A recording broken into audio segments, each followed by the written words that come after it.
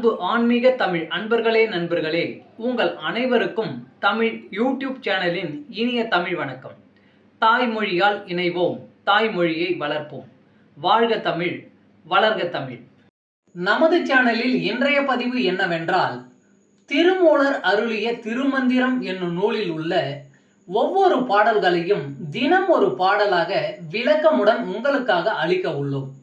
இப்பாடலினை இறையன்போடு கேட்டு பயன் அடைய வேண்டியும், இப்பாடல் பதிவு உங்களுக்கு பிடித்திருந்தால் லைக் மற்றும் ஷேர் செய்து ஆதரவு அளிக்க வேண்டியும், இதுவரை இந்த சேனலுக்கு நீங்கள் சப்ஸ்கிரைப் செய்யவில்லை என்றால் சப்ஸ்கிரைப் செய்து ஆதரவு அளிக்க வேண்டியும் அன்புடன் கேட்டுக்கொண்டு இப்பதிவினை தொடங்குகிறேன். வாருங்கள், தினம் அறிவோம் திருமூலரின் திருமந்திரம்.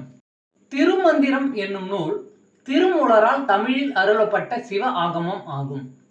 சைவ திருமுறைகளின் வரிசையில் திருமந்திரம் 10வது திருமுறையாக வருகிறது. 9 தந்திரங்களாக வகுக்கப்பட்ட இந்நூல் 3000 பாடல்களை கொண்டது. திருமந்திரம் பக்தி பிரபாவத்தில் ஆரம்பித்தாலும் அடுத்து உபதேசம், தத்துவம், யோகம், தியானம், சக்கரம், ஞானம் என்று பல விஷயங்களை பற்றி பேசுகிறது. திருமூலர் யோக பயிற்சி தரும் விதம் சுவாரஸ்யமான நடை. அவை வெறும் சூத்திரங்களாக இல்லாமல் படிப்பவர்களுக்கு உற்சாகம் தரும் விதமாக அதன் பலன்களையும் சேர்த்தே சொல்கிறார். இவ்வளவு பெருமைகளை கொண்ட திருமந்திரம் என்னும் நூலில் உள்ள பாடல்களை ஒவ்வொன்றாக விளக்கமுடன் இங்கே நாம் அறிந்து கொள்ளலாம்.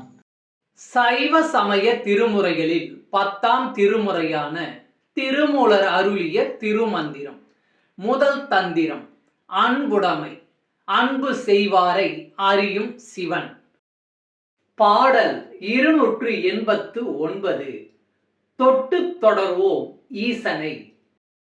விட்டு பிடிப்பதன் மேதகு சோதியை, தொட்டு தொடர்வன் தொலையா பெருமையை, எட்டும் என் ஆறுயிராய் நின்ற ஈசனை, மட்டு கலப்பது மஞ்சனம் ஆமே.